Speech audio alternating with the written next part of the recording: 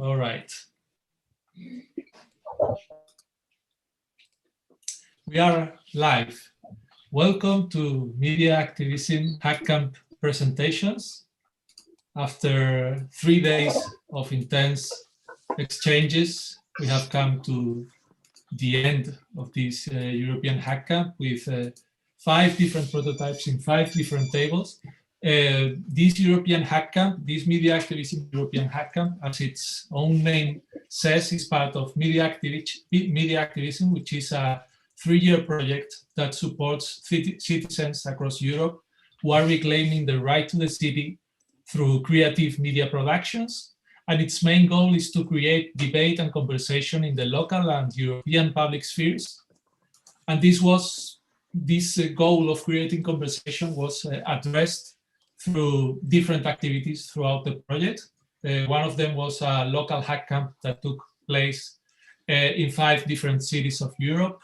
Then there were Right to the City labs, which were smaller groups of people producing campaigns to reclaim the right to the cities through different ideas and concepts and issues related, for example, with better housing conditions, with better public spaces or measures to struggle against climate change, among others. And MediActivism is a project funded through an Erasmus Plus grant, and it's coordinated by the European Cultural Foundation. It has 5 different, no, not 5, it's a bit more, 7 different organizations working on it, apart from ECF, which is coordinating it. We are, me, who is Lucas, and Samuel, are on the side of Themos 98, which is a cultural cooperative in the south of Spain. And then we also have from Torino, from Turin, Italy, Banda Larga, Visionary Days, JEP Italia, from Warsaw, from Poland, we have Critica Polityczna, from Sweden, Bucirka, we have Fanzingo, from Marseille, France, we have L'Été de l'Art, and that's it, I think. I'm from Zagreb, Croatia, which I don't know if I said, Cursive. And MediActivism is a project which is part of ECF's European Cultural Foundation main strategy, and Menno Beeks will introduce its relation. Thank you very much, Lucas, and welcome everybody here in Zoom and also watching the live stream on YouTube. I think media activism is a project with many different layers, and they are all equally important, so it's hard to explain it in 1 minute. But I think in the first place, it's a project about citizens reclaiming their right to the city, and they do that in all kinds of different local contexts across Europe. Secondly, it's about connecting all those different local realities in Europe and creating some kind of European narrative about it and a European public debate about it. And we think that can be seen as a case for how we envision media, because the participants of this project reclaim their right to the city by using media, how we envisage media to collaborate more in general, have a bottom-up approach, work directly with the community, and then scale that up to a European level, which also contributes to the emergence of a European public sphere. And why do we think that's important?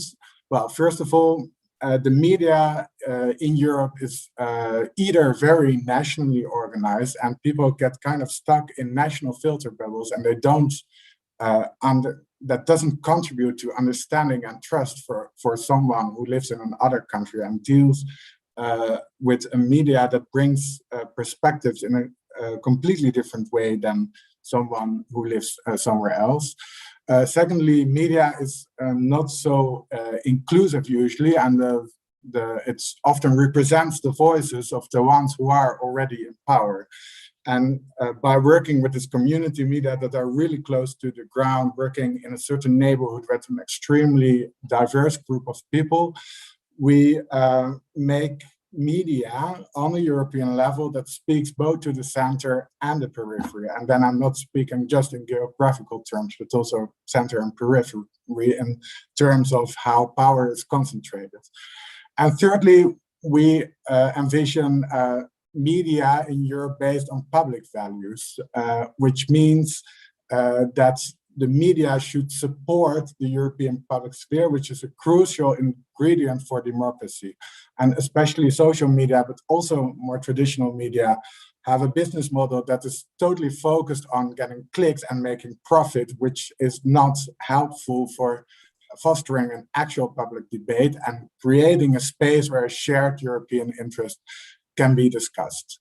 So this is why we think media activism is extremely important, and I'm very curious to hear, apart from the group that I facilitated, that I know in detail, but to hear what the other groups have developed during this 3-day hack camp. Thank you very much, Menno, and good afternoon, everyone. I will briefly introduce the format of the hack camp, the one in which the prototypes we're about to present actually were produced. Probably we should start stressing the very experimental nature of this hack camp, because normally hack camps happened as they were originally implemented, they imply physical interaction, physical exchange, people gathering together in order to exchange ideas following a non-hierarchical, so to say, process. But this time, due to the pandemic, we were compelled to think of an alternative, and that's why most of the activities happened online. So that's something that we need to stress right from the beginning. It was a challenge for all of us. It was a challenge for organizers. It was a challenge for participants, and I think honestly that we made it somehow. So we're happy with how the process went. Well, the Hackcamp format has been extensively implemented by Themos 98 and also ECF all throughout these last few years.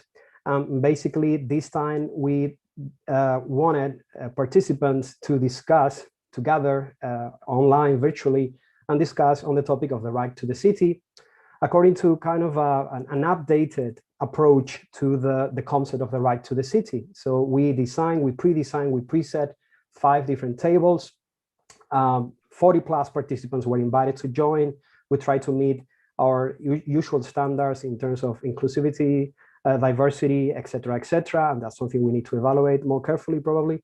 And those 5 tables work together collaboratively for 4 very intense days, well, 3 days actually, and they work on the production of specific prototypes, and those are the contents that the groups are going to present themselves in a few minutes. But before that, I would like to introduce 2 people who are being very important all throughout the process.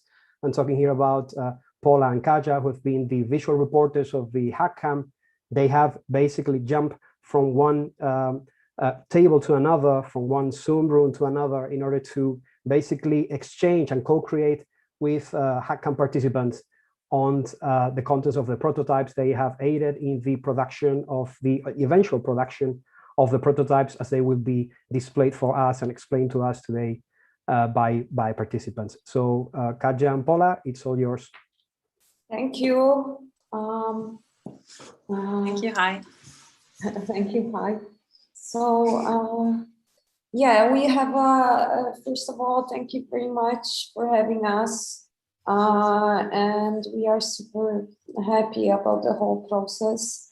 And we won't take long with our summary because of the obvious reasons, but we wanted to show you our methodology and our tools, and later the outcome.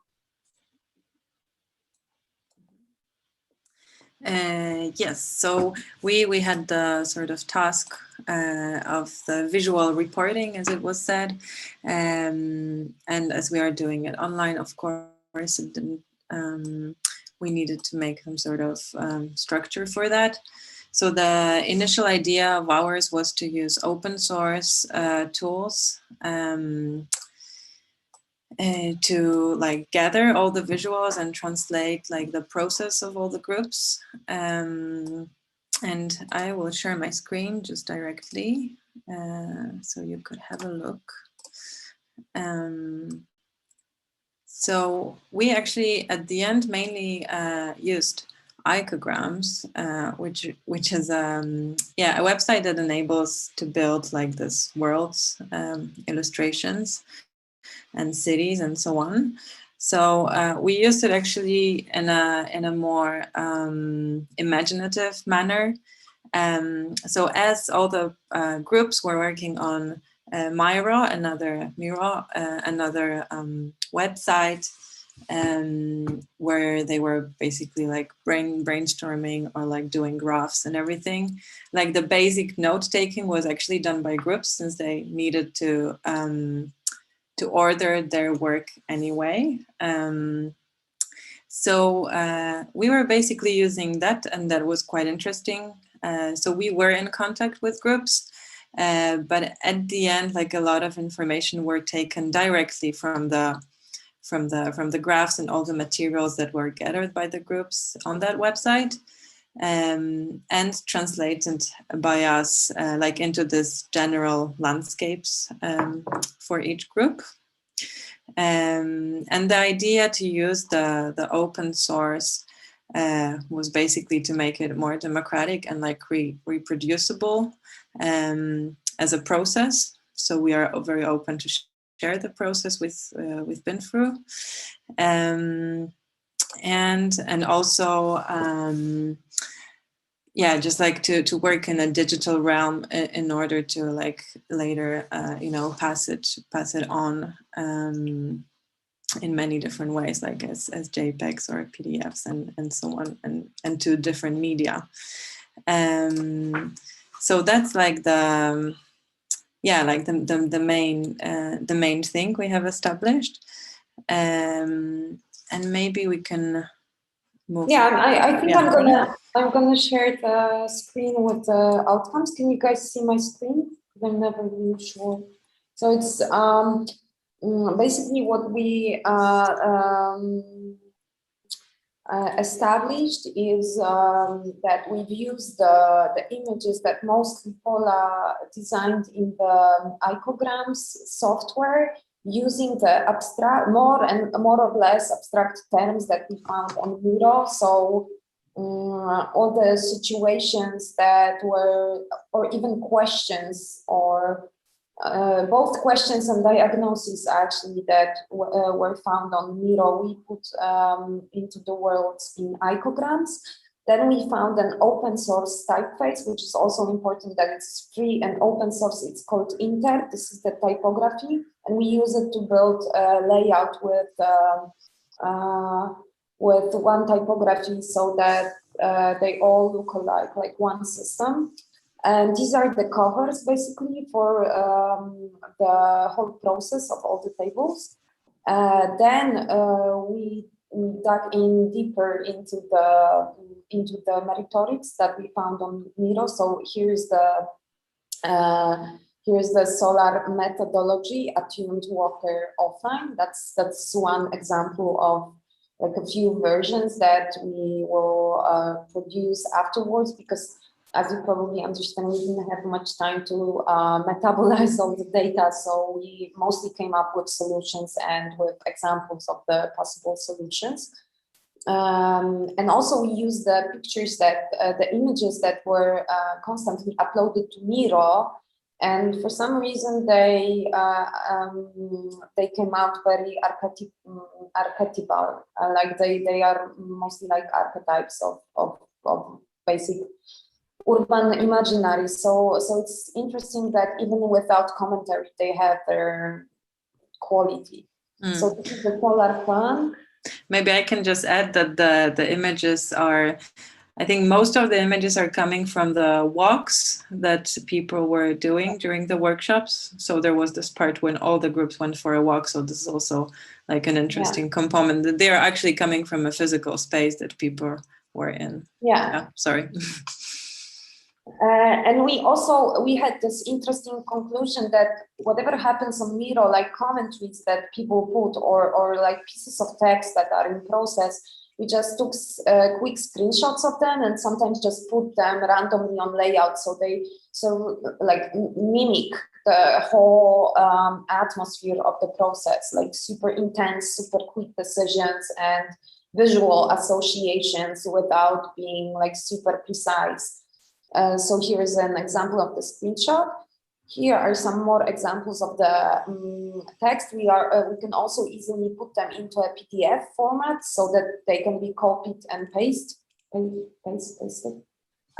Here's an example of a character of a Gaming the City group that are actually super wonderful drawings that we found on Miro as well. They were uploaded to Miro and we just put descriptions next to them. And here's another example of a cover for gaming.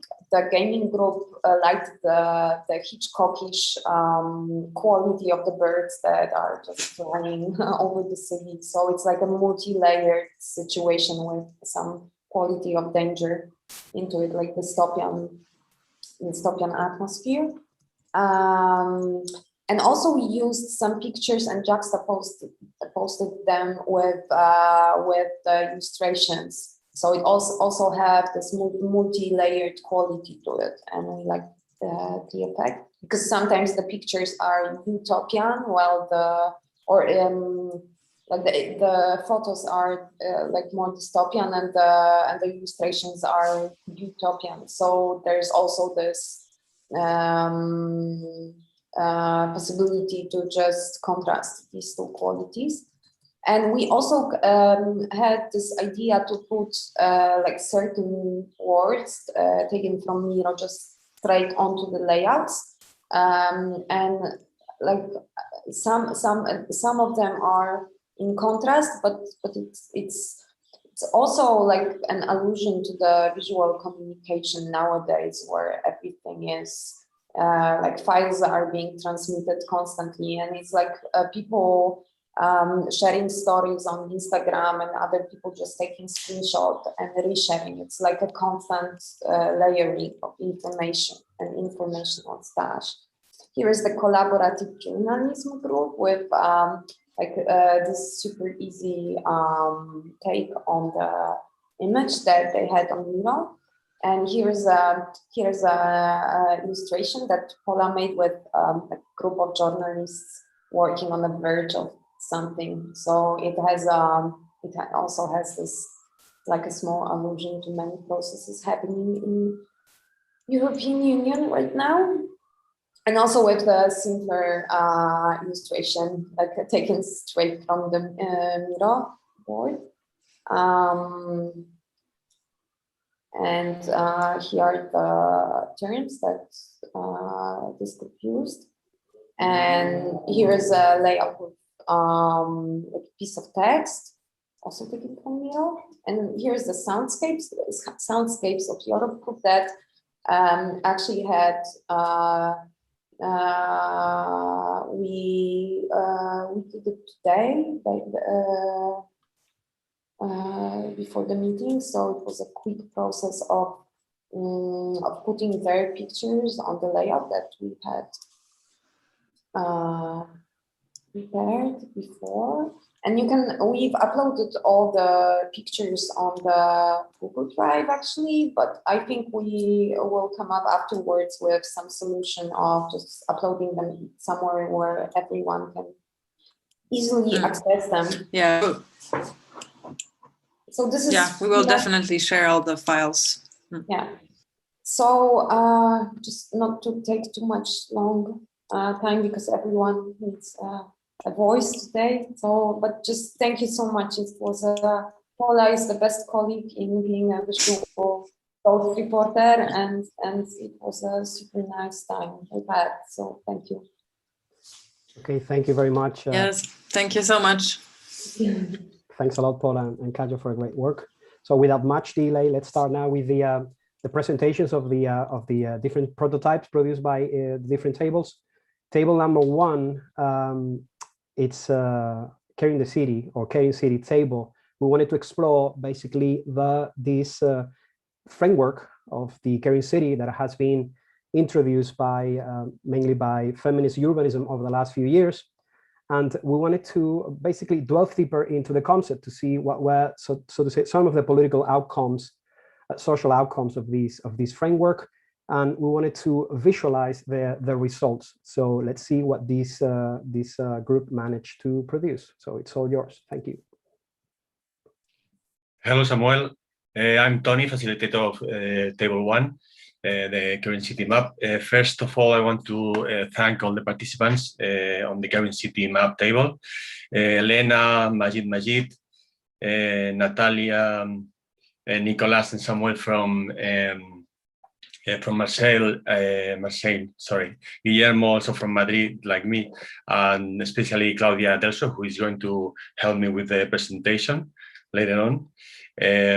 You all have done a huge amount of work that you will see now. I'm going to share my screen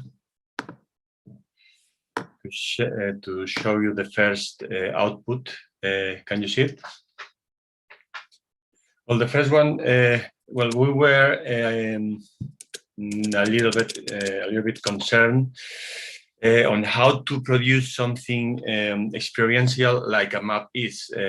So we wanted to develop something that you can carry on your hands, like you do with the map when you are lost or you are navigating through a new city. So we did this this map, and those are all the methodologies that we used these 3 days.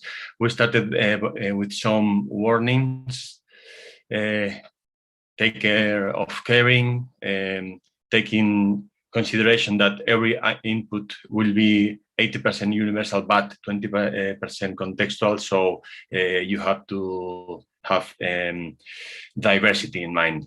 Then start defining the field of investigation and starting to report. We really felt in love with this walk and talk exercise that we all did, and we just use it to start to focus on what's the bad practices and good caring practices of the city that we have around.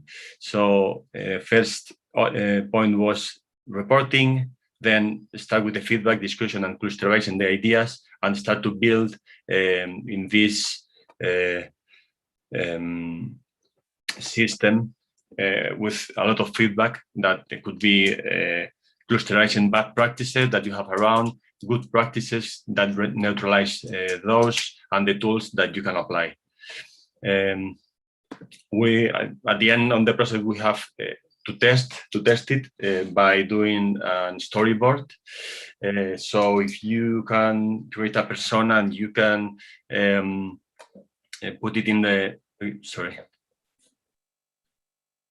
and you can apply all the learnings and they work, and that means that your prototype is working. So you can come with the 4 outcomes that should be a map of the context, a difficulties map, a tools map, and the actual map of the caring city or the solutions. So this is the toolbox, and I'm going to now to present the, sorry, let me check. Yes, and this is the actual map that is going to present Claudia. Are you around, okay. Claudia? Yeah. Yeah, here I am. So thanks everyone for joining. As Tony said, we were like working about this idea of the caring city map and wondering what does it mean, a caring city, and how would a caring city look like, no? So what you are saying there is some values that we found, speaking about and thinking about a caring city, and some also good practices, and also this desirable practices that we want to reach. Another thing that we were working on were, of course, the problems and the difficulties, which are these some of those that you can see in purple, and also the tools to get to the good practices and the desirable practices that we can see in oranges as some streets to reach that good practices and that values that we found in a caring city map. No. So as Tony said, we try to do it experiential, so anyone can use and reuse this map. So we also ask you to keep on drawing it and knowing that also it's also, I mean, it's impossible to think about 100% universal map, but as Tony said, most of these things could be, we can think about it as 80% universal and 20% contextual. So for example, this is like one way or one path that we found, thinking about, I mean, for example, the problem that the city as a product, that this we found that it's a threat for this caring city idea and desirable idea. And another problem that we found related with this is that politicians overdevelop urban spaces and that space itself is a profitable business. So some tools to get out of these problems are probably increase different perspectives in urban designs, such as kids, youth, gender, senior perspective, to increase urban gardens in our city, and also to work on urban commons, for example. Another path that we found, thinking about the problem of segregation and equality and tourist pressure, and also this is connected with this connection between places and people. Also this big problem that we are facing nowadays, which is racism. So some tools and some routes to get out of here is anti-fascism education, to build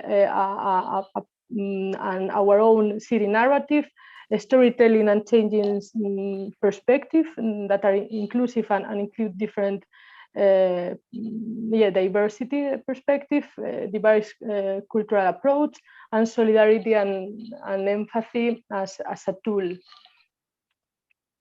And another possible path and way in this caring city map, thinking about also another classical problem, which are the bureaucracy and the slowness of the institutions. So how to get out of here? Probably citizen innovation laboratories are a good tool. Also some citizen municipality platforms from which some of us are part of it, and from which we had direct political experience, local experience, are probably a good tool also to change some things and to go to this current city that we are looking for. And another tools could be to increase public assemblies and political participation policies, and probably to increase other kind of methodology, like the ones that we did during these days, like these walk and talks, also with local politicians, would be a good idea. And as you can see, there is this map, which was our work together from these 3 days. It was really nice work, and I would like to thanks a lot, Tony, which is the drawer, and also all of our colleagues. It was a nice a nice trip. There's a video that you can see while I will end this short presentation, but I would like to thank this, I mean, we were 9 people from different, very, very different places, from Belgrade, UK, Madrid, both from Sweden, a neighborhood in Sweden that I cannot pronounce. Sorry. Bucirca, thanks, Helena. Bucirca, Marseille, Barcelona, and me from Coruña and Trasanquelos, this is a small village where I am now. So it was a really nice trip together, and here you can see this Keren City map. Okay, thank you, Claudia and Tony, for a great work, and obviously thank you to all the participants in table 1. We have time for just one question if you want, and please try to stick to the time for the presentation, 8 minutes approx, so that we can have more time for 1 or 2 questions per table. So anyone wants to pose a question to participants of table 1? Any questions? Just step in, throw in your question.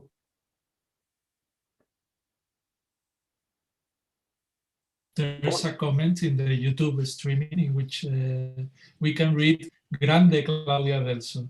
It's like Bravo Claudia Delso in English or something like that. If there's any other question, I will move it to the Zoom meeting. And we can also read in the chat box, great results, stunning, it looks awesome, very impressive indeed. How on earth did you do all that?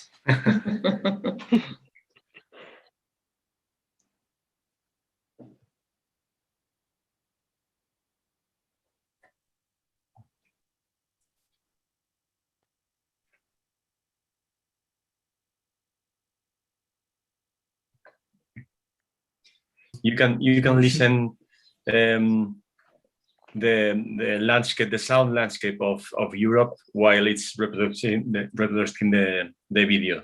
To this an idea that we took from the next group, I think.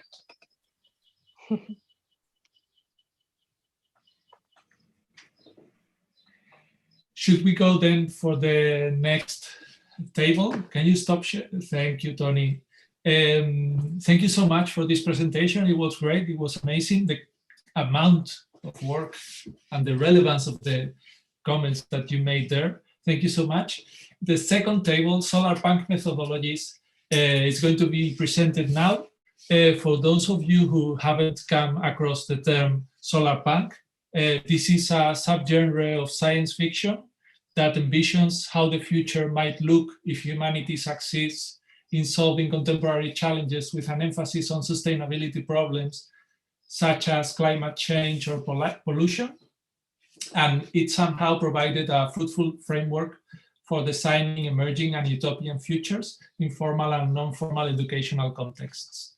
So this prototype was an invitation to create a replicable, in some ways, pedagogical experience with solarpunk and social imagination as its center.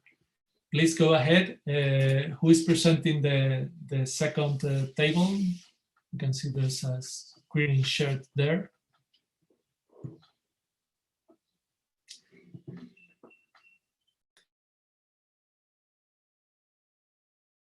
We can't hear. Hi, hello. It's me, hi. Lucas. Sorry. Go ahead, Lucia. Okay, so hold on a minute.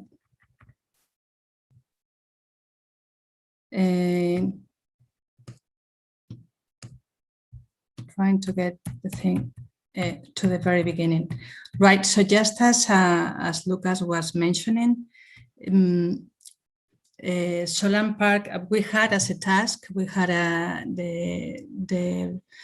we were asked to provide a replicable methodology, pedagogical experience related to solarpunk methodology.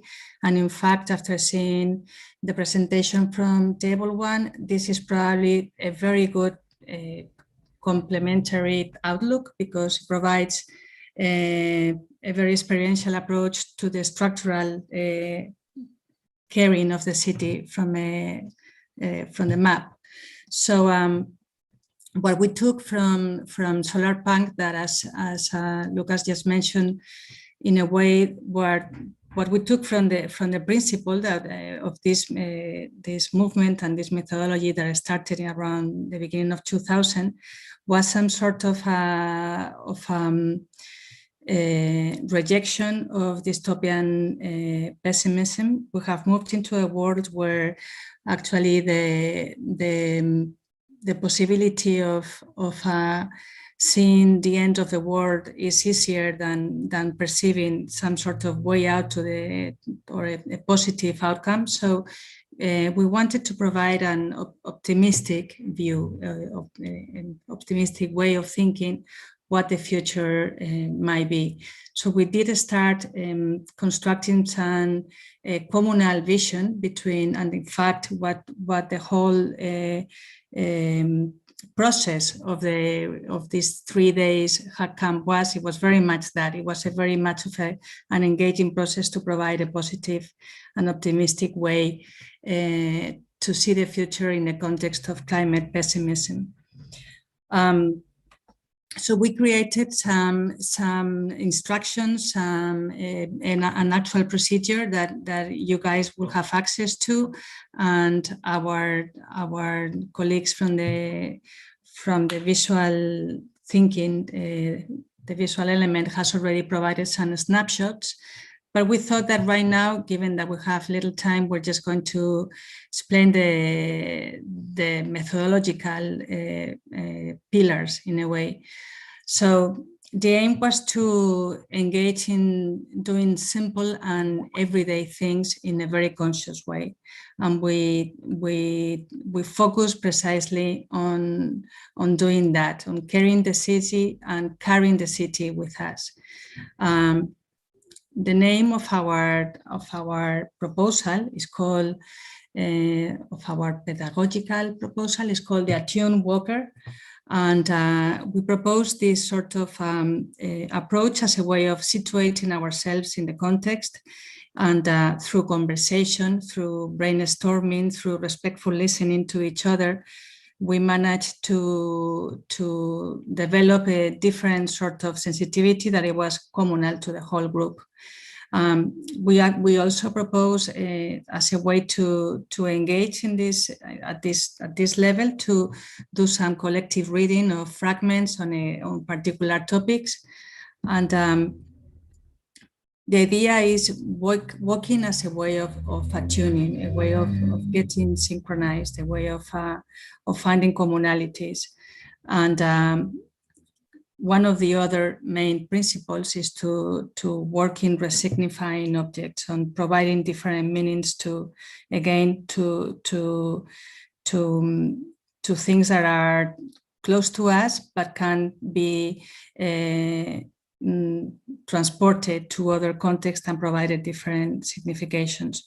So to provide a little more of a central look on the actual doing, we consider Attune as a way of tuning into others as if they were music.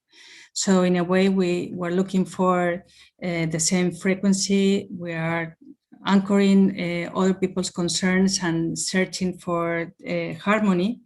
But when we talk about harmony, we don't necessarily want to provide a goody, touchy-feely experience, which is nice, but also the tuning can be disruptive. The tuning can be a riot. The tuning can be, we consider that this is also important to allow for the possibility of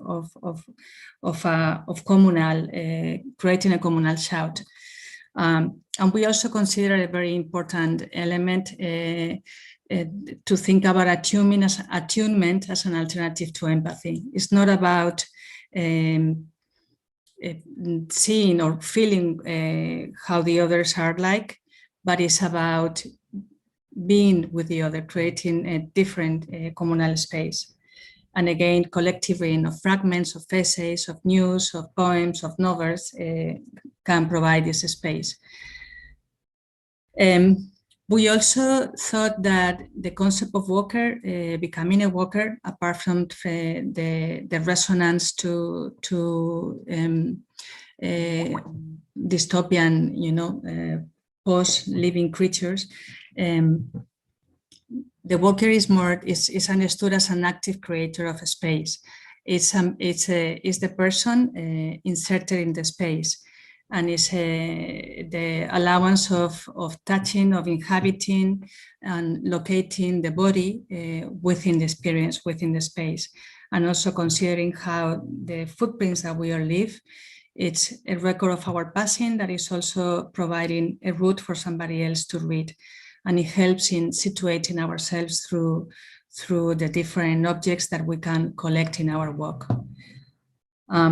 Once you become a walker, then we propose that people would think about the caring, and this is done through narrating, through again walking through the collection of the objects that we've done through the walk. This is a way of providing a mapping of relationships constructed in a collective manner that is also allowing us, and we saw this in a very fruitful manner in our little tiny group. It's a fantastic way of adding layers and adding meanings to objects that becomes experiences once you share them with the rest of the team or the group. So the object in itself is a tool, is a bridge, is a way of building and sharing narratives of continuity that are not limited to concluding remarks, to success stories, but about, again, being part of a bigger life path that is to be constructed by all of us together.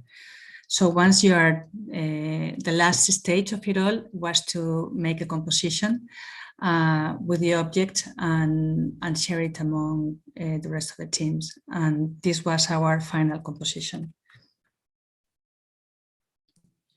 Thank you so much, Lucia. Is there any question around in the Zoom or in the YouTube streaming? I'm sure there are many ideas floating around over our heads. Helen raised her hand. Yes, thank you. Hello, everybody. Thank you, Lucia, for your wonderful presentation. I just wanted to add that all the material that we've been working, like the specific instructions for the games, the sources, the philosophical sources have been uploaded also to the Miro board, and there is an offline version and online version of the exercises. And the last thing I wanted to add is I want to give an immense, huge thanks to everybody participating in the solarpunk group. You were amazing, and we've done an incredible job. Thank you.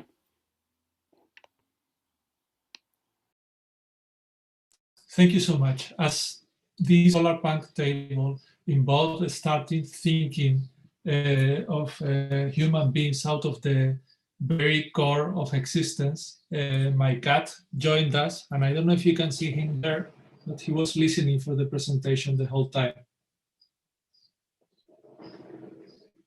Is there any other question for the solarpunk table? If not, we can move ahead to the third table, which will be presented by Samuel. Okay, so thank you so much. It was awesome. Thank you for another great presentation. And table 3 is the Game in the City table. Here we wanted again to explore some of the implications of the original theories of the right to the city as they were expressed back in the late 1960s. Lefebvre, the very scholar philosopher who coined the term the right to the city, stressed the centrality of play in any meaningful reshaping of the city by human collectivities. So we wanted to basically explore how the gaming or gamification framework would increase the possibilities for basically creating new urban environments for a more sustainable future and the like. So please, it's all yours. Thank you, Samuel. Thanks everybody for their wonderful program, and many thanks to Artegia for being such a nice facilitator. So let me start by saying that something strange is happening in the city. Public spaces are not safe anymore. Moving through the city could be an adventure, especially when you are a woman. Depending on your background, the challenges you must overcome may change considerably. Or at least that is the intro of the prototype we have been working on with the gaming city table. In particular, we worked on making an urban game called A Woman Goes for a Walk. Our target is to have people, mainly young males, discover empathy by experiencing the female gaze on the city. To play the game, people need to have a smartphone that supports geolocation and some earbuds. Everybody gathers at a certain public space, let's call it point A, and then they are introduced to the game scenario. Their target is to reach a final destination, point E, and they can do so by following the map in their device. However, the map indicates the shortest possible way, which is not the safest one. Unless players choose a different way, they may need to cross public spaces that are dangerous. You don't know who the enemy is, so you need to take care.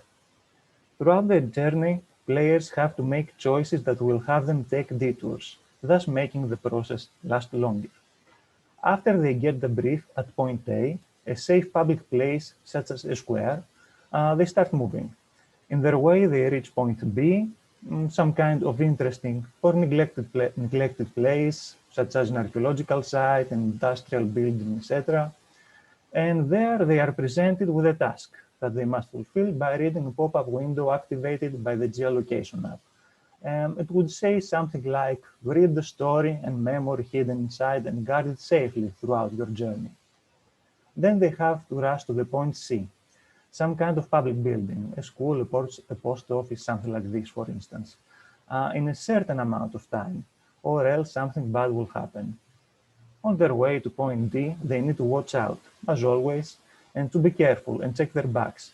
When they reach D, though, they are rewarded by finding out a different path to reach the end destination, as well as with a safe place where they can rest while staying in a green area of the city. At point T, the end, there is something quite different than expected. Throughout the gameplay, the game will introduce elements that will make players feel uneasy and anxious during moving from one place to another. In particular, there will occasionally be a timer that will make them hurry. Then we have the time of day, also quite important because of daylight or darkness. And also the places themselves will have a role on that. But most importantly, the sense of uneasiness will be enhanced by audio cues.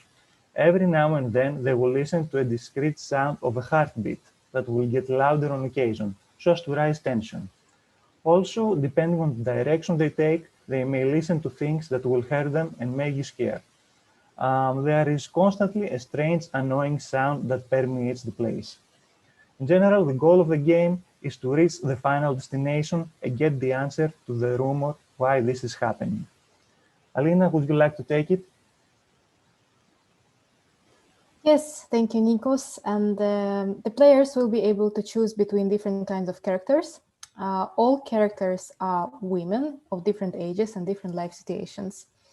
And your gameplay will change depending on what character you choose. The characters that we want to include in the game are different kind of females, as you understood. It can be a kid, a teenager, a young woman, a pregnant woman, woman with a kid, an older woman, and extraterrestrial, basically an alien, which is a metaphor for people who stick out because of their looks. And here is an example of a kid character. It's Carla, who is 7 years old. In the game, she's going back home from school. On her way, she goes to a park, a playground, she crosses streets and tries to buy candy. And when she's doing it, the environment and people interact with her in not so friendly way. Adults can be sometimes protective, but not really supportive. And other boy kids can treat her differently because she's a girl. They're trying to kick her, do not allow her to play boy games because she's a girl, take away her toys and so on. Here is another example. And this is 36-year-old Laura from a big city who is pregnant now, and therefore she feels tired very fast. She cannot walk long walks and sometimes is a little bit irritated because of physical discomfort. She goes to buy food in a local market, she walks in the square and visits a local bar. So what experiences does she have in the city? Well, it does feel a little bit chaotic, and at the market there are no places to sit and rest, for example, whereas in the bar, she faces judgment from people who blame her for going out. So in the game, players put themselves in the skin of different women, and through these characters get a better understanding of what experiences they might face when living in and walking in the city. And here is the the first rough prototype of the game walkthrough. So you can see that you can go to the next slide. Yes, here is the start screen. Then after the start screen, you have introduction to game rules and you allow your geolocation.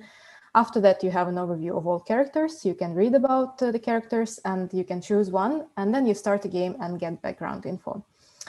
After that, you go to the first location and get directions of where to go next. As Nikos was saying, while you're going, you might have some like effects or sounds or like things that make you react in some way, maybe voices, so you can hear and feel the city. And on the next location, you get to do some tasks that help you live through daily life situations of your character. And then after, I guess, 1-2 hours, you finish the game. So to sum up, what we want to the players to learn through this game is that cities are quite often not built for women, and empathy is important when we live in the cities. Through this, and the intention is that through the role play experience, we let the players feel how it is to be a woman and thus develop empathy. And our hope is that after you play this game, you experience it, players will think more about how they personally react to women in different conditions in the city. So that's it. Okay, thanks a lot, Alina and Nikos, for an impressive work. And thank you also, and congrats to all the participants of the Game in the City table. Do we have any questions for them? Comments? I would just like to comment here on the great work done by the entire team. I would really like to thank all of you for being prepared and partaking in this rapid prototyping, or we called it later, we were speaking with Paula, rapport prototyping. It's all about building relationships, right? And testing and iterating, so thanks. There's a question from the YouTube chat, which says, I love it. Will we be able to download the game from somewhere? Nikos, do you want to respond? Yeah, well, this is just a prototype. It still has lots and lots of work to do. I mean, we had like 7 hours to work on it. So it's not going to be anytime soon, unfortunately, but we'll try to. But this is one of the ideas of the prototype in general in this kind of settings, in this kind of hack camps, in which you propose the idea, you are working for 3 days in here, and then you free it for anyone to continue. So it doesn't have to be just you who is working in the future prototypes. Anyone can produce a fork out of it and continue thinking and working on these issues. There are many comments in the chat box in Zoom. Really nice job, and so necessary. Great work, bravo, and a lot of emojis. Thank you, everyone.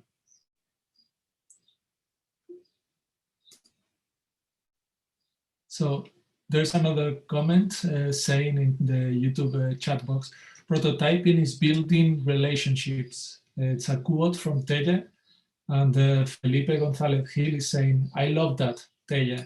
I love that quote. Yeah, because it's true. That's why we all love this, because it's true. It's building rapport. Great. So should we move to the next table then?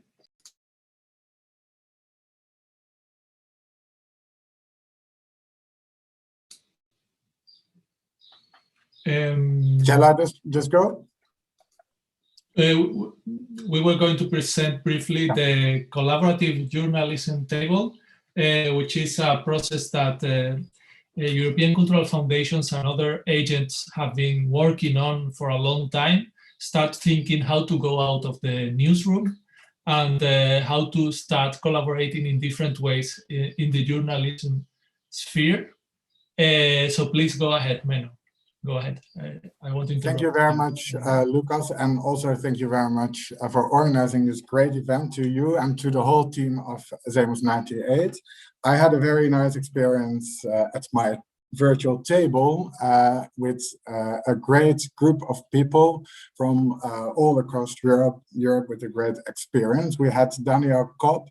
He is the managing director of the International Politics and Society Journal. We had Ismail Anashe, an award-winning journalist from the UK, co-editor of the book Lost in Media, and member of the cross-border journalism collective Lost in Europe. Silvia Lopez Sanchez, a contributor to the commons-based translation co-op Guerrilla Translation. Joanna Krawczyk, head of partnerships of the Polish newspaper Gazeta Wyborcza and chairwoman of the leading European newspaper alliance, the biggest newspaper alliance in Europe, connecting, among many others, Die Welt, El País, and La Repubblica. Chantal Verkroost of the global investigative journalism platform Bellingcat, and Charlie Timms, independent researcher and knowledge manager of the project MediActivism, the project that this European Hackcamp is part of. And we were tasked to design a training course that would foster media collaboration in Europe, contributing to the emergence of a European public sphere. And what came out is a concept we call Coffee House Europe, which is both referring to the metaphor of the coffee house for the European public sphere, as Jörg Habermas, the inventor of the term public sphere, already did, as well as also to the concept of the menu from which participants can choose what is relevant for them. But our coffee house is not a place where a small elite of privileged journalists discusses what's best for society, nor is it a service designed to make profit. It's a place of encounter based on values that we have defined together as a group and that will now be introduced by Ismail. Thank you, Menno. Hi, everybody. As Menno mentioned, we were tasked as part of the European Cultural Foundation's ongoing work on Network European Media. Our task was to create this sort of training kind of space. And as Menno mentioned, we were thinking in terms of values and commitments that we share.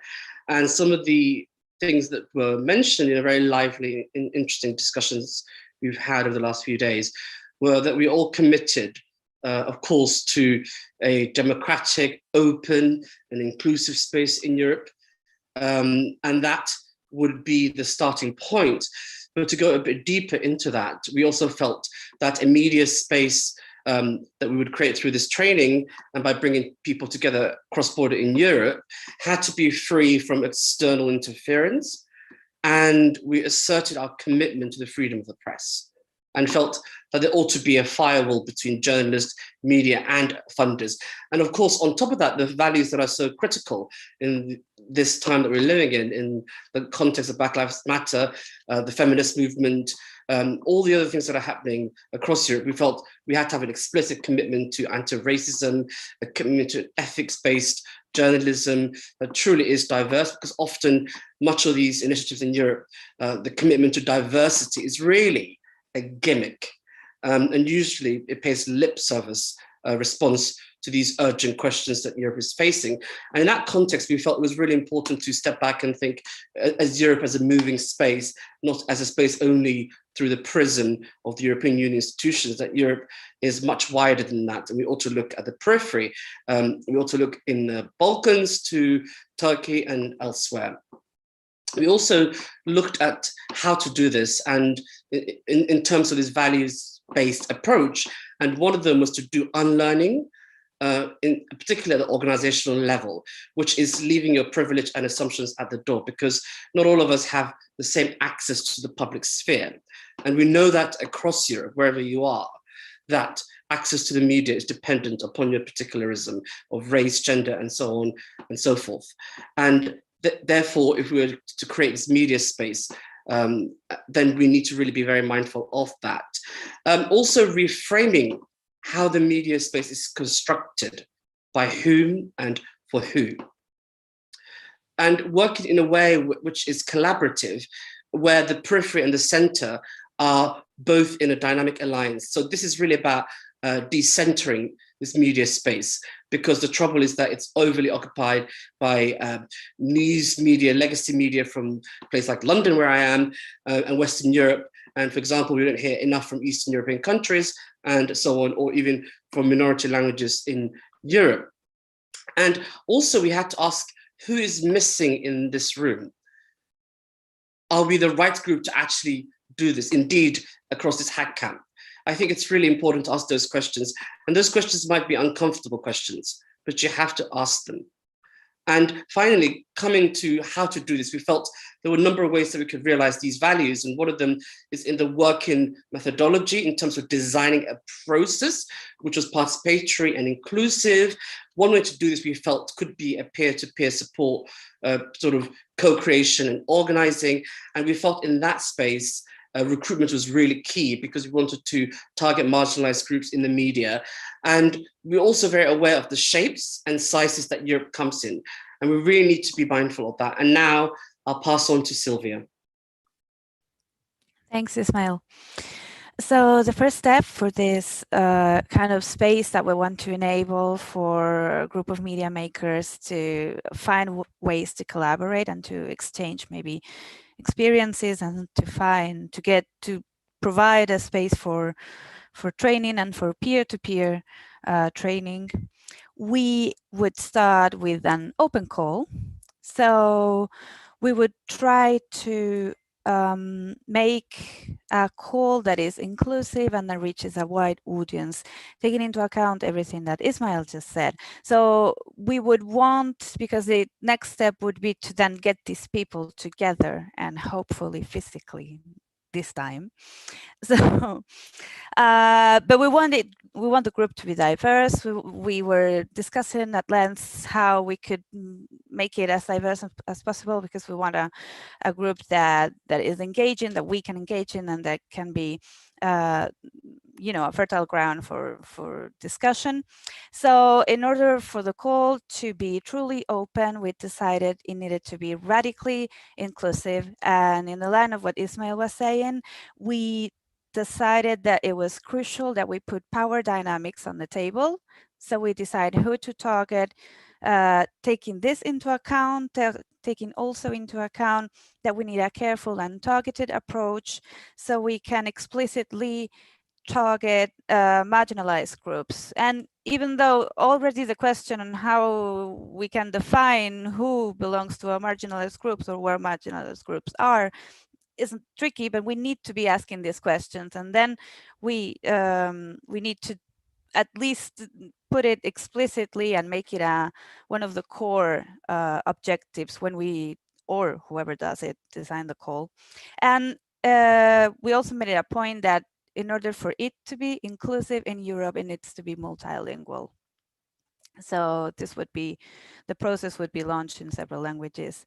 It could take place, for example, in our prototype at the end of, towards the end of this year, so between October and December 2021. And we would try to do this very thoughtful process of screening and targeting, and then we would send possible participants, we would distribute a questionnaire, and we would ask them what challenges they identify when they try to collaborate with one another in the media spaces, and also what they would like to learn, what they think they could get as an added value from collaboration, what they think they need to get more out of this collaboration. And now on to the next steps. I give the floor to Joanna. Thank you, Sylvia. Right, so after this extensive and very much inclusive recruitment process, we would like to go to a second step, next step, which we envision as a kind of networking event for journalists across Europe. And the idea behind a networking event, so an event where people actually can meet face to face without probably technological say barriers, is that one of the key issues in working on collaborative journalism and cross-border journalism is gaining trust. Is trust between journalists or media makers who are part of this, of such a process, of such a program or such a collaborative group.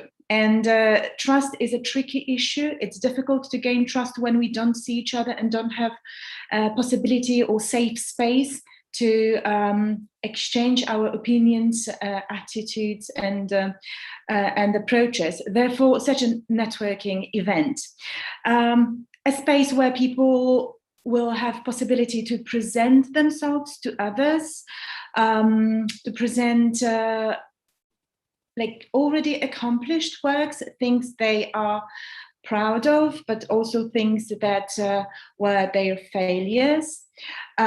Very much audiovisual or in a kind of pitch form. And actually we were thinking about this event as a kind of speed dating event, but please mind that since we are talking a lot about this, participatory design, we want this event also to be partially at least designed by our collaborators. So we won't give you any prescriptions right now how it might actually, how we want it definitely to look like, because we still need to wait for our participants to take part in our survey, in our recruitment process, and to simply tell us their needs. But in general, we want it to be a kind of speed dating event, possibly in 2022, and we want it to be with, kind of like informal atmosphere, maybe with some food and drinks, really nice, safe space to get to know each other, with some presentations, possibilities of presentations of journalists' works, of journalists' accomplishments, maybe in a kind of in a form of a market square. Maybe we would like to invite some inspirational speakers, but here we need to mind this multilingual aspect of our event and take this challenge into consideration. Maybe small exhibitions, but really simple inform, some audiovisual materials which journalists might show to their peers, saying, hey, look, this is the collaboration I've already done, and I think it was great. Maybe something similar, join me. So this is the second step, possibly ended by a kind of pub quiz. And from the second step, this networking event, we will have, after it, we'll have a few weeks' time when our participants will have a possibility of actually deciding with whom they want to do their collaborative project and what topic on. And this leads up to the third step, and this will be described by Chantal. Thank you, Joanna. So in the third step, we really envision that from this first group taking part in the networking event, a smaller group of people who have decided they want to collaborate can take part.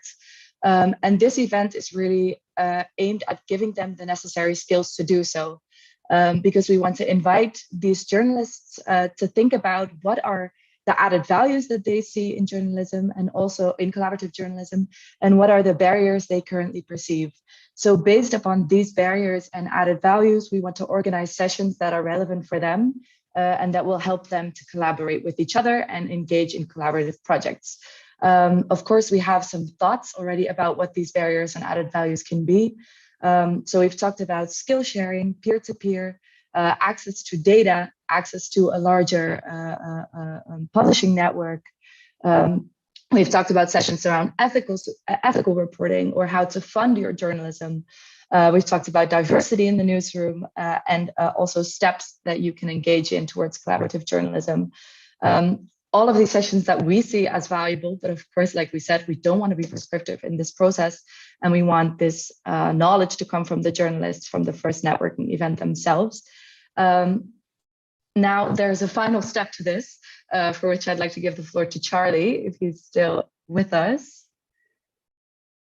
So Charlie, go ahead.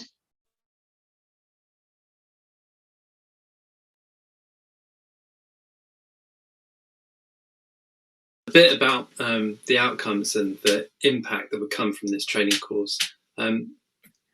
Because of the financial, institutional, logistical, and general kind of cultural barriers to cooperation between journalists who want to work across borders in Europe, this training course would have to come with some kind of grant program at the end of it. We were thinking about 15 grants maybe, and these grants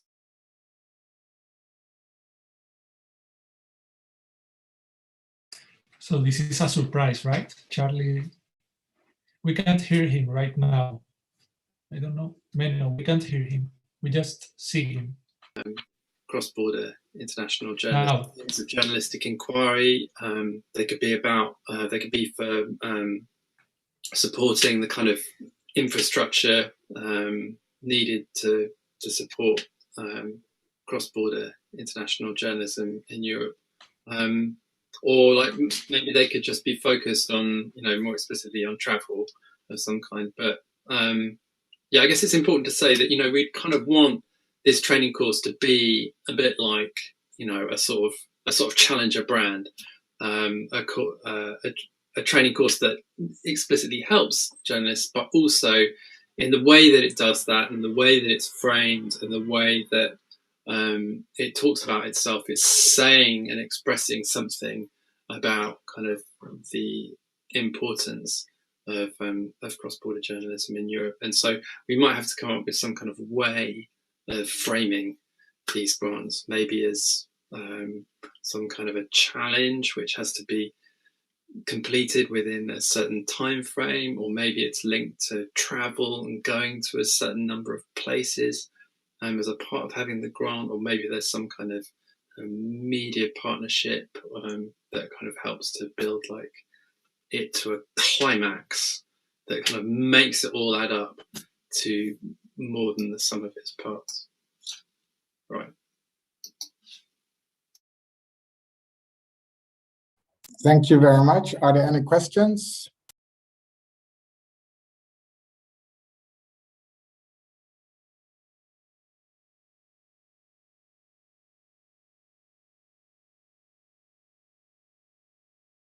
There's, I'm checking in the chat box and in the YouTube chat. There's a comment here by Dean saying, "Thank you, Ismail, for your insight," which was, I also thought it was really relevant as the rest of the presentation. Anyone else?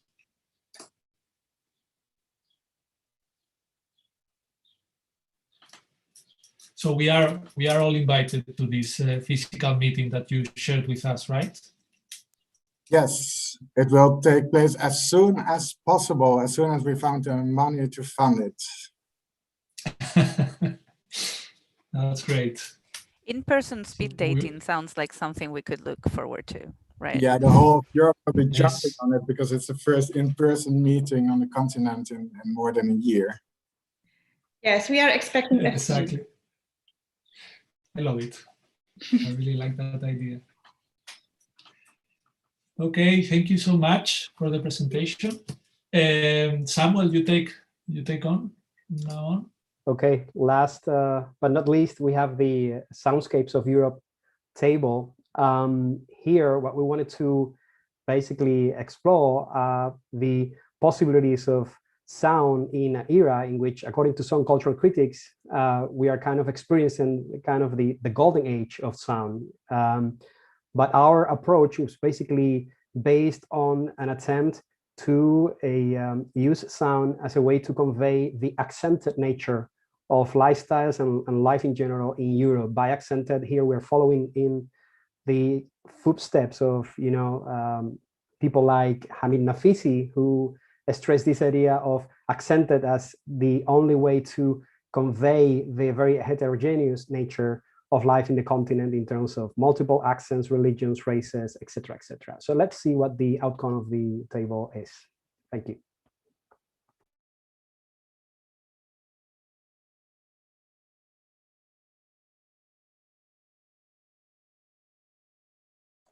Sorry, you couldn't hear me. Hi, I'm Maria. I've been part of this group, Soundscapes of Europe. We are going to present our prototype, which is a guide. Let me share our screen. We have called it listening carefully, like carefully to the city. We have been playing on words, the word care and the word fully, not carefully listening to the city. We are going to present it, but before I would like to start by saying thank you to the coordinators, like Samuel and Lucas, and also to all the people that have supported our prototype, Malena, Gemma, Kaya, and Polak.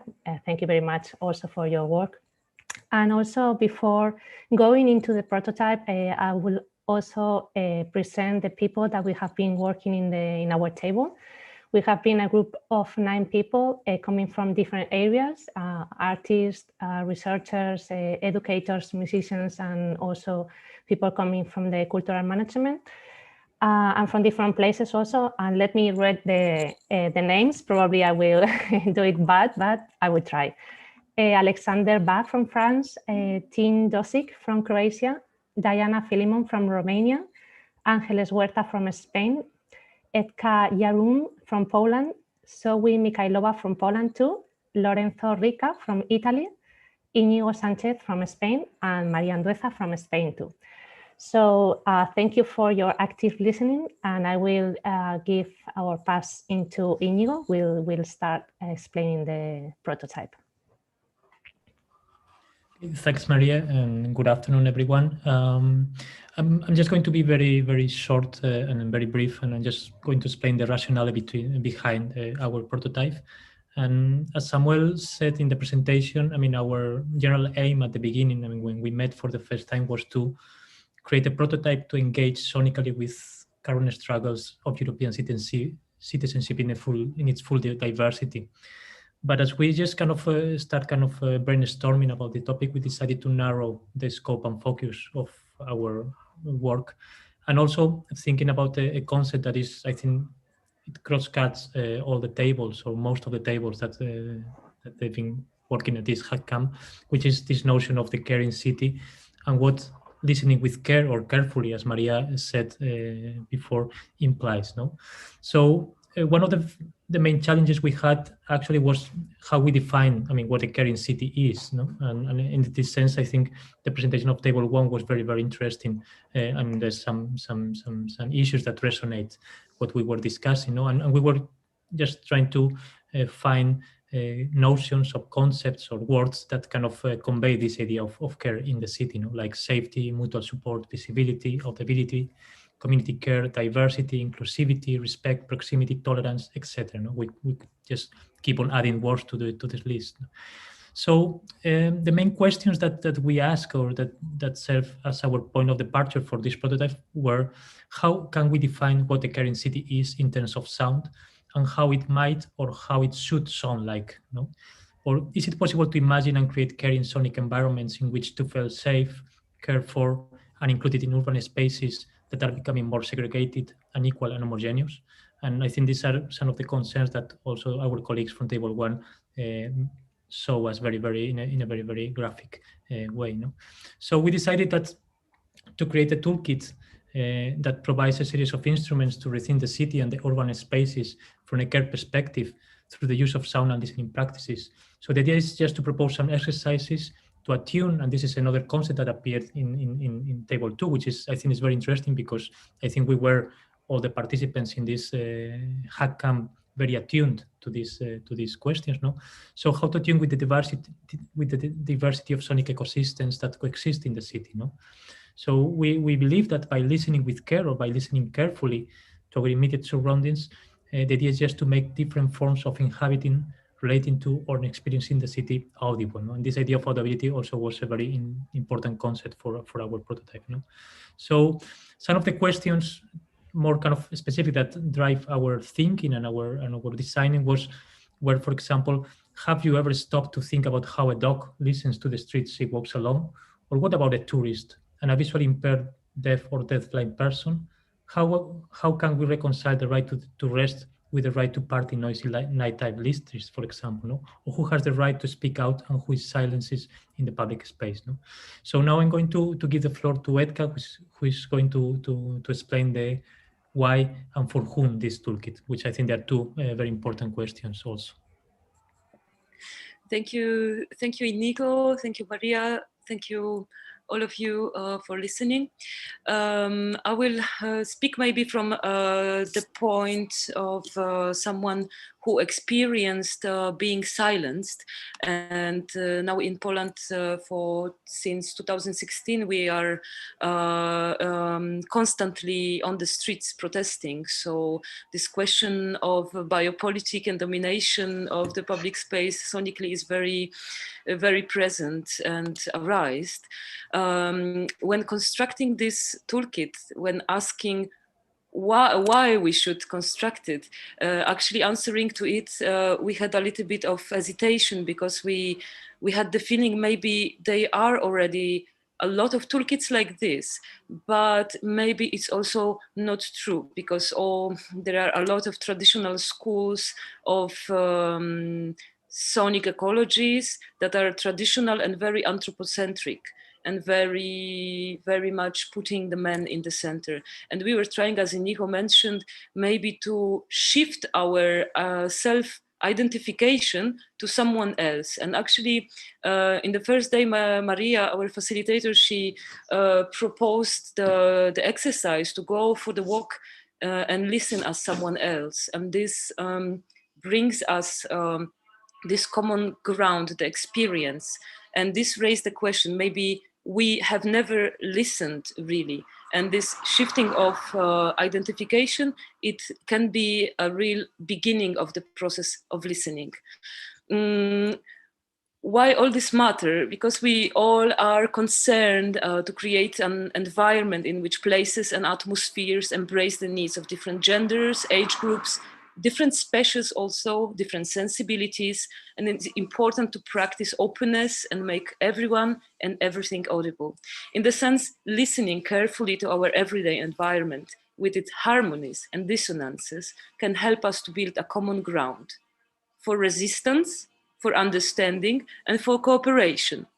For whom we are addressing this document, let's say, we will say anyone who wishes to know, to be guided by their own ears, by the memory, sensitivity, and fragility, by having the body as a guide, as a sensitive transmitter and receiver. We think this toolkit might be useful for if you are an educator who wants to explore social or physical, environmental aspects of the city with the students, if you are an activist who wants to introduce other perspective of analysis, if you are an artist, if you are an urban planner or geographer, we will even think if you are a politician who wants to make a change. Listening and it's taking a central place in this toolkit as a little bit maybe opposed here to simple hearing question, as listening requires some kind of imagination and even some effort to predict, to go forward, to be there very aware. So all the change makers and thinkers and doers who wants to explore the city centered in listening to discover from what is the realm of sound and critical notion sound can carry on. And for example, notions of gender equality and notions of respect for the active voice of citizens regardless of their age, origin, and physical abilities. And just maybe the last sentence, let's say, the guide is made for anyone who likes to dismantle the known forms of oppression and biopolitical domination, and for anyone who wanders. Let's listen then. Thank you, Edka. So I give you, yes, Lorenzo will explain us more. Thank you.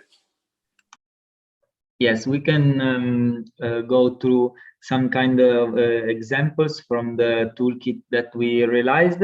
During the 3 days, we developed together different tools, and for each one of these tools, you can find a description and the equipment that you need to do the exercise, and the steps to be followed to run the exercise. The first tool that you can find in our toolkit is related to this idea of listening from other people's body, and not only people, but also other than human forms of audition. So in this first exercise, basically you don't need anything but your imagination and the ability to occupy other people's body. You can go through the city, walk around the city, and start listening to the sounds of the people speaking, supposing you are pretending you're not able to understand what they are saying, and so just listening to the sounds, like you are new to the country where you are, and so you don't have the elements to understand and to feel safe at 100%. During our work, we focused on also on the difference between hearing and listening to, and then recording to something. And well, we share the idea that capture a sonic landscape. Well, to capture a sonic landscape, the best way is not just to go around the city right with your microphone or recording devices and headphones, because all these tools are very useful, but also a filter between the person, the people who is listening to, and the environment, and so most of the exercise that you can find in our toolkit has different steps, starting from hearing, just staying in a sonic environment, then listening to, so focus on sounds, how this sounds looks like, sounds like, and finally recording them, being aware that when you start recording, you are somehow forcing one point of view that you choose. Another exercise that we developed is tool number 8. It's about changing the relationship between different sounds that we can listen to in a city soundscape. We know that not everything plays at the same volume in a city, There are some elements that are acoustically dominant, and others that remain hidden in the sound textures of city.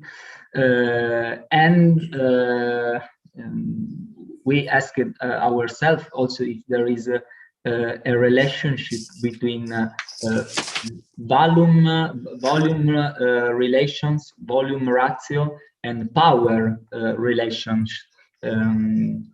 Think about the sounds of the sounds of the factory or the church bell related to other sound that we can hear going around the city.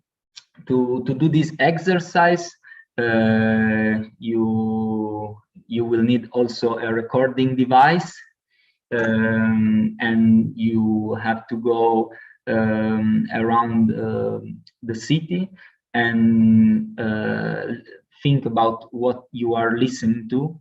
In this exercise, you will use the microphone just to record your voice. This is one element that we can find in very different sound pieces.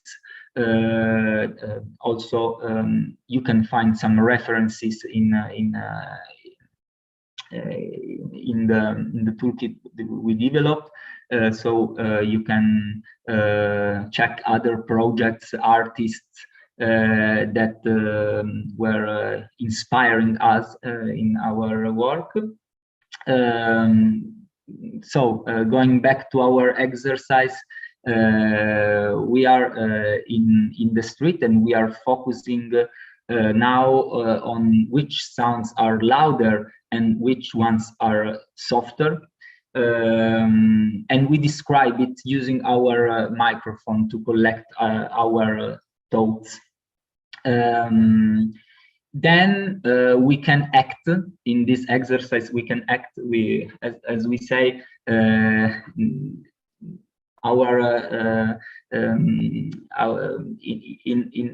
our work in these days, we were sometimes conceiving caring about soundscape as something in between being aware and act.